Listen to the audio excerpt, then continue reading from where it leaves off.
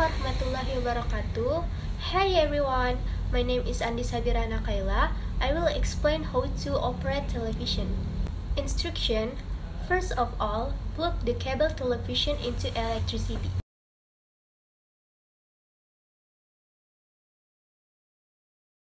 After that, press the power button to turn on the television. Wait until the television shows the picture.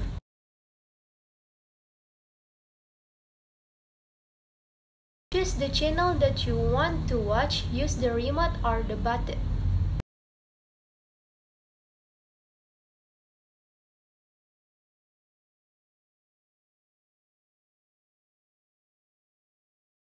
Set the volume, use the remote or the button volume.